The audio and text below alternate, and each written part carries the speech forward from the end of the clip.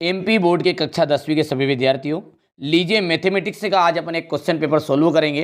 ये उन विद्यार्थियों के लिए है जिनका जो पेपर है 6 नवंबर के दिन पेपर है, चाहे आपके पास बेसिक हो बेटा चाहे स्टैंडर्ड हो, ठीक है। इनमें दोनों पेपरों में ये अधिकांश क्वेश्चन देखने को मिलेंगे, क्योंकि देखिए आप पहली बार 10वीं में, मैं हर साल ही 10वीं पढ़ाता हूँ, ठीक है। तो मुझे पता है कौन से क्वेश्चन आने वाले हैं, ठीक है। तो देर किस बात की, अपन फटाफट से वीडियो को शुरू करेंगे। बढ़िया से मैं इंग्लिश मीडियम को भी साथ में समझाऊंगा और बेसिक कॉन्सेप्ट से समझेंगे, ताकि आपको एनुअल एग्जाम में भी कोई दिक्कत ना होगी, ठीक है। तो चलिए शुरू करते हैं और बड़े धैर्य से शांति से। अच्छा, इसकी पीडीएफ आपको डिस्क्रिप्शन में कमेंट में एक एप्लीकेशन की अपनी लिंक है, वहां से डाउनलोड कर लेना एप्लीकेशन को। एनुअल एग्जाम के लिए अपन 6 मॉडल पेपर आपको अभी से प्रोवाइड करा देंगे, जैसे आपकी अर्धवार्षिक परीक्षा खत्म होगी तब। चलिए तो शुरू करते हैं। अभी हाल फिलहाल अपन देखते हैं अर्धवार्षिक परीक्षा के लिए। तो समीकरण युग्म है a1x b1y है बाबू, c1 है, तथा a2x b2y c2 का कोई हल नहीं होगा। देखिए यहाँ पर आपको पेयर दिया गया है, 2 समीकरण दिए रहेंगे और ये बोल रहा है कि इसका नो सॉल्यूशन चाहिए, मतलब कोई भी हल ना हो। अब यहाँ नोट करना है, जब ऐसी स्थिति रहेगी आपकी a1/a2 is not equal to b1/b2, तो यहाँ पर बाबू होता है एक आदित्य हल। कौन सा हल होता है? एक अद्वितीय हल। कॉन्सेप्ट पकड़ोगे तो पूरा समझ में आएगा। यहां पर यदि हम बात करें a1/a2 इज इक्वल है b1/b2 is not equal to c1/c2, जब दो आगे के बराबर होंगे और पिछला बराबर नहीं होगा तो हम कहेंगे कि भाई साहब कोई हल है ही नहीं, क्योंकि दो तो बराबर है, पीछे का बराबर नहीं है, तो हम कहेंगे कोई हल नहीं, कोई हल नहीं। और तीसरा जो है, ये तीसरी सिचुएशन भी पकड़ लो, तो इसमें होगा अनंत अनेक हल, अनंत अनेक हल। इसका एक और नाम है अपरिमित रूप से अनेक हल, ठीक है। अब यहां पर हमारे इंग्लिश मीडियम वाले बच्चों के लिए यही क्वेश्चन देखो, यहां पर से कितना ऑप्शन हो गया? बी ऑप्शन राइट हो गया, क्योंकि यहां पर पूछ रहा है कि कोई हल नहीं। अब यही सेम टू सेम हमारे इंग्लिश मीडियम वालों के रहेगा। तो बेटा यहाँ पर नो सॉल्यूशन पूछा है, तो हम बोल देंगे यहाँ पर यूनिक, इसका आपका नो सॉल्यूशन आ जाएगा, और यहाँ पर मेनी सॉल्यूशन आ जाएगा, ठीक है। आगे बढ़ते हैं। द्विघात बहुपद ax² plus bx plus c के शून्यकों का योगफल होगा। तो योगफल होता है अल्फा प्लस बीटा, योगफल होता है अल्फा प्लस बीटा, और इसकी वैल्यू होती है माइनस का b/a। और एक और नोट करना है आपको, गुणनफल मतलब होगा अल्फा इंटू बीटा, और इसकी वैल्यू होती है c/a। ये भी आपको ध्यान देना है, ठीक है। आगे बढ़ते हैं। संख्याओं 4 और 10 का एचसीएफ ज्ञात करना अपने को। किसका? 4 और 10 का क्या करना है? एचसीएफ ज्ञात करना। और एचसीएफ आपको पता है किस तरीके से निकलता है। यदि हम 4 को तोड़ेंगे तो आ जाएगा 2 की घात 2, 10 को तोड़ेंगे तो 2 गुणित 5 आ जाएगा। और एचसीएफ उसे कहते हैं जो दोनों में हो, दोनों में कॉमन क्या है? 2 है, सिंपल सी बात है, ठीक है भैया। तो एचसीएफ आ गया यहाँ पर 2। द्विघात समीकरण का मानक रूप है। द्विघात समीकरण मतलब जिसमें घात 2 हो, और x² plus bx plus c is equal to 0। यहाँ पर डी ऑप्शन राइट रहेगा। इसका सार्वंतर ज्ञात करना है, ये पी दी गई है इसका, और सार्वंतर होता है d is equal to formula इसका a2 माइनस a1। a2 क्या है? यहाँ पर दूसरा पद यानी 1, और पहला पद यानी कि 3, तो आंसर कितना जाएगा आपका? माइनस का 2, ठीक है। अब अगला क्वेश्चन क्या कह रहा है? बिंदु P ब्रैकेट में 2,5 की x अक्ष से दूरी, देखिए यहाँ पर पहला जो मान रहता है ना, वो रहता है आपका x का, और दूसरा जो मान होता है वो होता है y का मान। अब x अक्ष से दूरी अर्थात उल्टा बोलना है, यहाँ पर x अक्ष लिखा रहे, अर्थात किसका मान बोलना अपने को? अर्थात y का मान लिखना है। तो y का मान कौन सा है? y का मान तो 5 है। अब ठीक इसके विपरीत भी देता कभी कभी, कि पूछ दे कि y अक्ष से दूरी, तो y अक्ष से तो उसका उल्टा बोल दो, x का मान, तो 2 आ जाता फिर आंसर, ठीक है। चलिए आगे बढ़ते हैं। यहाँ पर इंग्लिश मीडियम वाले बच्चों का है, तो पेयर द इक्वेशन, ये तो पूरा कर ही दिया, अभी तो किया अपन ने, बी ऑप्शन राइट रहेगा।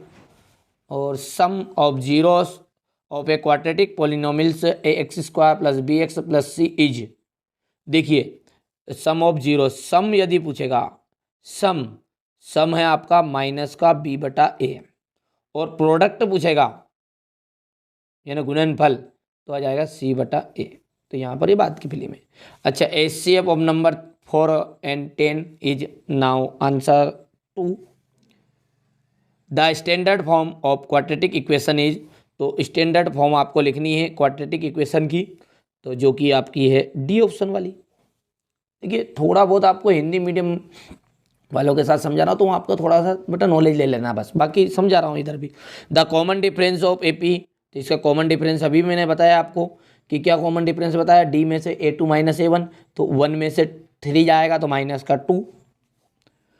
और the distance of the point P bracket 2,5 from x axis is 2 की 7 की 5 की 3, तो यहाँ पर एक्स एक्सिस है इसलिए यहाँ पर अपने को क्या बोलना है, 100 वैल्यू ऑफ बतानी है y की, और ये वैल्यू ऑफ x, तो वैल्यू ऑफ y कितनी है, 5 है। खत्म, आगे बढ़ते हैं। कोशिश कर रहा हूँ बेटा है ना आपके लिए, इंग्लिश मीडियम वाले बच्चों के लिए भी कोशिश करता हूँ, वैसे हिंदी मीडियम को पढ़ाते हैं लेकिन देख लेंगे, सब याद है अपने को तो थोड़ा है ना। चलिए बेटे, बहुत साल हो गए कोचिंग पढ़ाते पढ़ाते ऑफलाइन, कोई दिक्कत नहीं है, आपको पढ़ाते समय ही लग रहा हो कि मेरे को नॉलेज है, सीधी सी बात है। मैं ये हर यूट्यूबर की तरह नहीं कहूँगा फेक है कि यहाँ पता चल रहा है, उसको कॉन्सेप्ट ही नहीं पता, ना दे ही जा रहा मिला के। और बेटा आप लोग की भी गलती हो यार, आप लोग उन लोगों को सपोर्ट जानता करते हो जो वास्तविक में फेक चीज़ें देते हैं आपको, ठीक है। क्वेश्चन पेपर फेक की बात नहीं कर रहा हूँ मैं, आपको बेसिक कॉन्सेप्ट जो पढ़ाते हैं ना उसका तो साथ आप देते ही नहीं हो। अब मैं पढ़ा रहा हूँ, मैं कोशिश कर रहा हूँ, देखना आप इसी वीडियो पे व्यू देखना आप, और फलाने ढिमके के व्यू पे देख लेना कितने आएंगे, पर आप सपोर्ट करोगे, आपके दोस्तों के साथ शेयर करोगे तो जानना पड़ेगा। चलिए आप रिक्त स्थान को समझते हैं। पहला क्वेश्चन पढ़ते हैं कि √2 जो है एक संख्या है, तो जो करनी 2 है ना, ये आपकी एक अपरिमेय संख्या, ध्यान देना है। करनी 2 आ जाए, करनी 3 आ जाए, √3 आ जाए, √4 आ जाए, ये सब जो अंडर में रहेगा वो क्या रहेगा, आपका एक तरह का इरेशनल नंबर रहेगा। तो इरेशनल नंबर तो लिखा हुआ है, ठीक है भैया।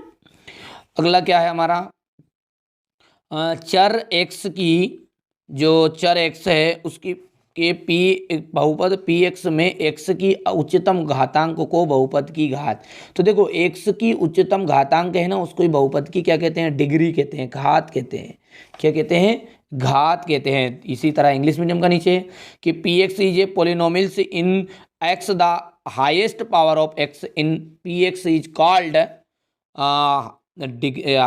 Degree of the polynomials.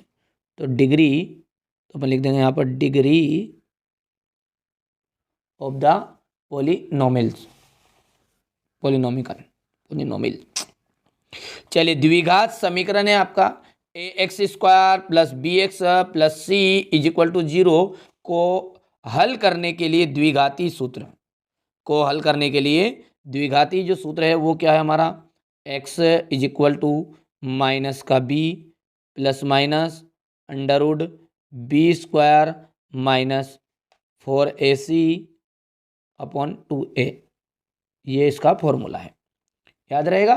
और सेम इंग्लिश मीडियम वालों के लिए रह जाएगा यहाँ पर कि x इज इक्वल टू, क्योंकि यहाँ पर देखो x है, यहाँ y रहता नहीं, ये तो अपन y इज इक्वल टू लिख देते हैं, तो क्या जाएगा माइनस का b plus minus √b² minus 4ac upon 2a। चलिए आगे है सभी समरूप है, सभी त्रिभुज किस तरह के होते हैं, तो सभी जो होते हैं त्रिभुज जो होते हैं बेटा समरूप होते हैं। कैसे होते हैं, सभी त्रिभुज समरूप होते हैं, सभी समरूप त्रिभुज सभी समद्विबाहु त्रिभुज समरूप होते हैं। समबाहु त्रिभुज है बेटा, समबाहु त्रिभुज कैसे होते हैं, समरूप होते हैं। कैसे होते हैं, समरूप होंगे, ठीक है भैया। इसी तरीके से आपका अगला जो है वो देखते हैं क्या बोल रहा है, ठीक है। त्रिज्या r वाले वृत्त के लिए त्रिज्यखंड जिसका कोण अंशों में थीटा है के संगत चाप की लंबाई होती है। तो देखो चाप की लंबाई का फॉर्मूला है 2 पाई आर इंटू थीटा बटा 360 के। इसको ऐसा करके लिखते हैं थीटा बटा 360 इंटू 2 पाई आर। बाद बराबरी कैसे लिख दो दोनों में से एक तरह से कैसे कभी। ठीक है भैया, चलिए आगे बढ़ते हैं। सेमी इंग्लिश मीडियम का रहेगा यहाँ पर। ठीक है, यहाँ पर मैंने भर दिया इनको ये।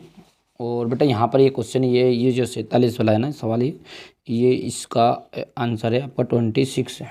ये भूल गया था मैं बताना, आपको समझाना। ठीक है, ये 26 यहाँ पर आंसर आ जाएगा, क्योंकि पदों की संख्या यहाँ पर फॉर्मूला लगा लेना आपको an equal to a plus n minus 1d। इससे सॉल्व कर लेंगे। चलिए आगे बढ़ते हैं। एक प्राकृत संख्या का अभाज्य गुणनखंड उसके गुणनखंडों के क्रम को छोड़ते हुए खालिस्तान होता है। तो इसका आंसर होगा आपका एक आदित्य हल, यानी कि आदित्य हल। द्विघात समीकरण का विविक्त्य ऋणात्मक हो तो मूल खालिस्तान होंगे। यदि द्विघात समीकरण का जो विविक्त्यकर ऋणात्मक हो तो मूल होंगे वास्तविक नहीं होंगे, यानी कि काल्पनिक रहेंगे। ठीक है, तीसरा है समांतर श्रेणी 3/2, 1/2 माइनस 1/2 माइनस 3/2 डेडेडेस में सार्वंतर डी खालिस्तान है। तो इसमें सार्वंतर होगा आपका -1। सार्वंतर निकाल लेना है आपको a2 माइनस a1 करके। ठीक है, चलिए सभी वृत्त खालिस्तान होते हैं समरूप यदि एक बिंदु का y निर्देशांक 0 है, तब वहाँ x अक्ष पर स्थित होगा। कहाँ पे होगा वो? x अक्ष पे स्थित होगा। छठा है 1 प्लस कोट स्क्वायर थीटा का मान खालिस्तान है। तो 1 प्लस कोट स्क्वायर थीटा का मान होगा कोसेक स्क्वायर थीटा। ठीक है, चलिए, और 1 plus ten square theta equal होगा आपका सेक स्क्वायर थीटा। ठीक है, इसके अपोजिट पूछा जाए, इसके अपोजिट आपका ये पूछा जाएगा और इसके अपोजिट ये, तो याद रख लीजिएगा। ठीक है, चलिए इसके बाद में ये आपके इंग्लिश मीडियम वालों के लिए व्यापक समांतर श्रेणी। तो व्यापक समांतर श्रेणी रहेगी आपकी a plus D a plus 2d। ठीक है, ये आपकी पहली जोड़ी हो गई। किसी बिंदु की y अक्ष से दूरी, तो किसी बिंदु की y अक्ष से दूरी होगी आपकी भुज। ठीक है, और किसी बिंदु की x अक्ष से दूरी कोटि कहलाती है। Sine square a plus cos square a एक मान होगा दोनों का। टेन 60 डिग्री, तो टेन 60 डिग्री का मान है √3। 1 minus cos square theta is equal sign square theta. और विविक्त्यकर शून्य मूल समान वास्तविक रहेंगे। ठीक है, चलिए तो ये आपकी जोड़ी कंप्लीट हुई अच्छे से। स्क्रीनशॉट आप ले लीजिए। इसके बाद में make the right pair English medium वालों के लिए यहाँ से आप स्क्रीनशॉट लें। और अब देखिए क्वेश्चन नंबर जो 3 है वो है सत्य असत्य। ठीक है, द्विघात बहुपदों की शून्यकों का जो गुणनफल होता है c/a होता है। तो बिल्कुल ये बात आपकी क्या हो जाएगी? सत्य जाएगी, क्योंकि द्विघात बहुपदों के शून्यकों का गुणनफल तो ये होता है और योगफल है माइनस का b/a। चलिए अगला है क्या है? सभी समद्विबाहु त्रिभुज क्या होते हैं? समरूप होते हैं क्या? तो सभी समद्विबाहु त्रिभुज समरूप नहीं होते। एक वृत्तखंड का क्षेत्रफल होता है संगत त्रिज्यखंड का क्षेत्रफल माइनस संगत त्रिभुज का क्षेत्रफल। ये बात आपकी सत्य है, क्योंकि ये सूत्र है आपका, है ना। घन का आयतन होता है a³, ये बात भी आपकी सत्य है। अगला क्या कह रहा है हमारा, उसको देखते हैं। त्रिकोणमितीय अनुपातों की सहायता से किसी वस्तु की ऊंचाई या लंबाई या दो सुदूर वस्तुओं के बीच की दूरी ज्ञात की जा सकती है। तो ये बिल्कुल आपकी सत्य बात रहेगी। अर्धगोले का आयतन जो होता है वो 1/3 πr³ होता है क्या? ठीक है, तो 1/3 πr³ इसका फॉर्मूला 4/3 था। तो 4/3 का 1/3 नहीं होता, आधा होता है। तो इसलिए ये बात होगी आपकी असत्य। ठीक है, अब ट्रू फॉल्स की बात करें तो यहाँ पर अपना पहला जो है, पहला आपका ट्रू रहेगा, दूसरा आपका फॉल्स रहेगा, तीसरा जो रहेगा वो आपका ट्रू रहने वाला है। चौथा जो है वो ट्रू रहेगा। पांचवा पांचवा आपका रहने वाला है ट्रू। छठा जो है वो आपका फॉल्स रहेगा। कर लोगे भैया जी?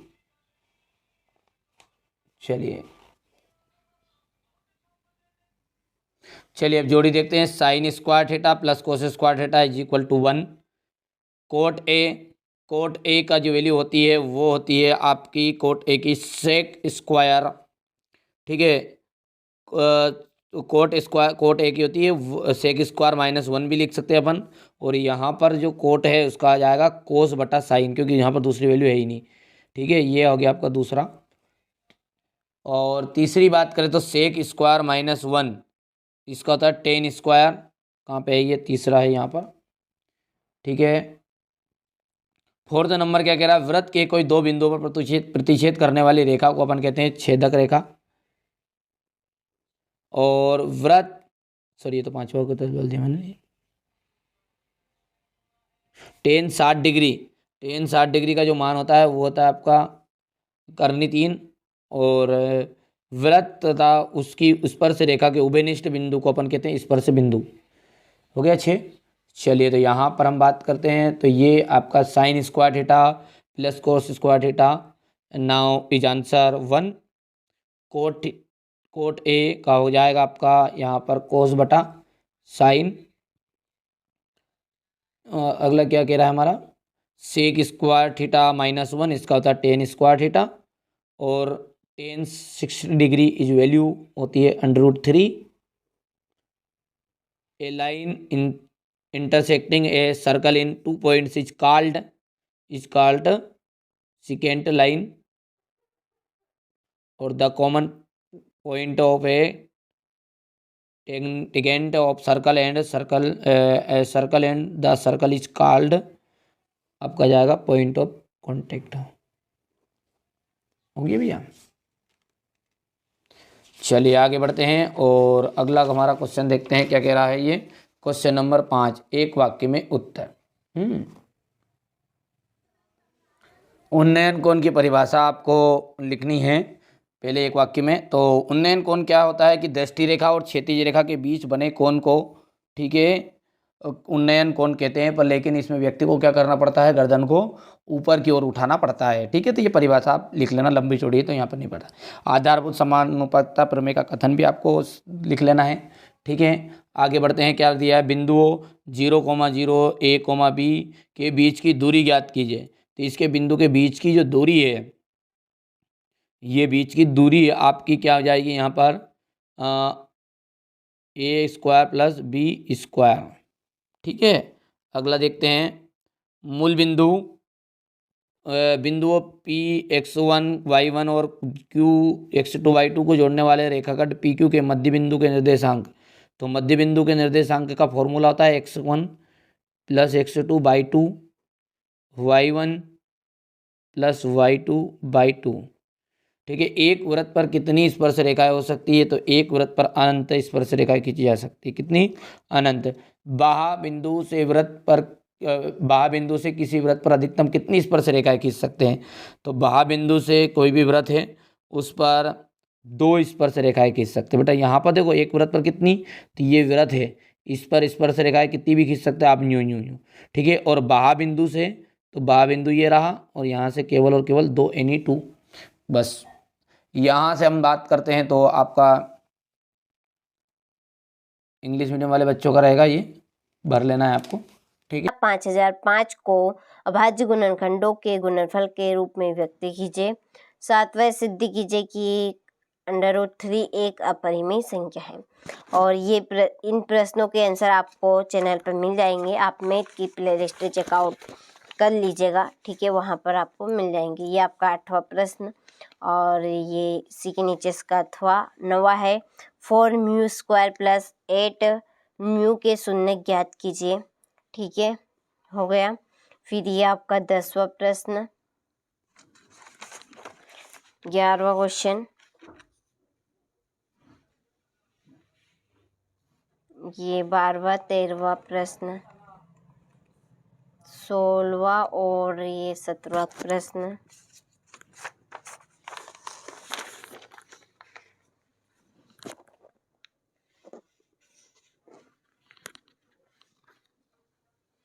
ठीक है, ये 19वां,